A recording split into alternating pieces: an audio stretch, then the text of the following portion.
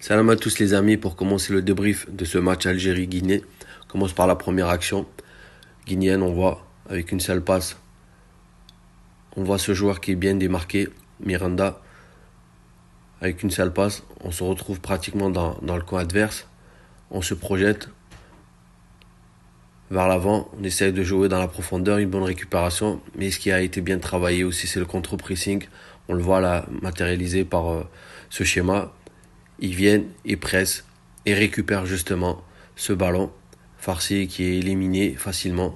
Et on se projette. Heureusement qu'il a été maladroit, l'attaquant. Donc à 20 mètres, un peu plus de 20 mètres de la surface algérienne. On voit là par exemple l'équipe guinéenne qui se prenait par la tête quand les joueurs ils étaient pris. On a allongé justement, on alternait le jeu court et le jeu long.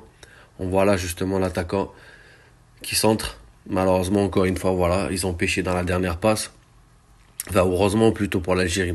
Là, on voit justement la difficulté de la sortie de balle sous pression. On voit les 2-6, Zerouki et Zorgen. Regardez le bloc qui a été mis en place de cette équipe guinéenne qui empêche justement les deux joueurs algériens d'être touchés et obliger les deux à jouer vers l'arrière et se diriger beaucoup plus sur la largeur ou sinon balancer devant. Là, on voit aussi ce qu'ils ont très bien fait justement le bloc guinéen. Comment ils réduisent les espaces, regardez là, ils réduisent très bien les espaces justement pour empêcher la relance propre de l'équipe nationale. On voit là Zerouki qui est un peu en retard, l'attaquant Azoulay qui voit la brèche et qui vient, il récupère, il fixe. Toujours, on va aller exploiter la balle dans le dos. Encore une fois, voilà, heureusement qu'ils ont été vraiment maladroits tout au long du match. Là, regardez, ça c'est vraiment une action inadmissible. Une passe, deux passes,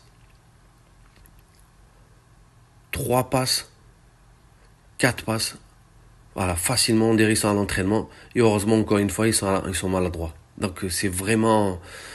et nous, on a eu des difficultés, donc on allonge. Un peu de chance, parce que Mora, on aurait préféré le trouver dans les pieds. Donc là, il va se battre, il donne ce ballon pour Mahrez. Mahrez qui lève la tête, il voit Benrahma là-bas, qui essaye de rabattre ce ballon. Malheureusement, il est donné pour le gardien. C'était la seule action de l'équipe nationale et celle de Riyad après qu'on va voir. Donc là, pareil, perte de balle.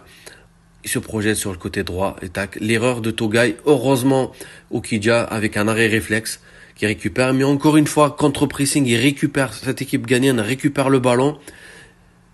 Donc là, une action de l'équipe nationale. Le centre, il devait beaucoup plus se faire sur le côté, sur Benrahma. Malheureusement, ça m'a été fait. Benrahma qui récupère et essaie de trouver avec Mahrez. Regardez là la transition. Combien il court justement le défenseur, 50 mètres. Et heureusement qu'Okidja, il gère bien la profondeur. Il sort au bon moment justement pour empêcher cette action dangereuse. On voit justement voilà la frappe de Riyad. Malheureusement, voilà une frappe qui n'a pas été vraiment puissante à 20 mètres. Il n'a pas bien pris avec la bonne surface de pied. Mais voilà, encore une fois, regardez. Donc une passe, deux passes, trois passes et on se retrouve avec une facilité mais remarquable. Et on frappe. Encore une fois, voilà, la ligne de 5 derrière, elle se faisait, mais la ligne de 4, malheureusement, les deux ailiers algériens, notamment c'était Riyad et Benrahma qui revenaient pas pour composer la ligne de 4. Là, on voit avec cette action, donc Benrahma qui l'essaye, donc il centre. Donc là, Zerouki qui a suivi, bien positionné, il assure, plat du pied, intérieur du pied, donc cadré, malheureusement.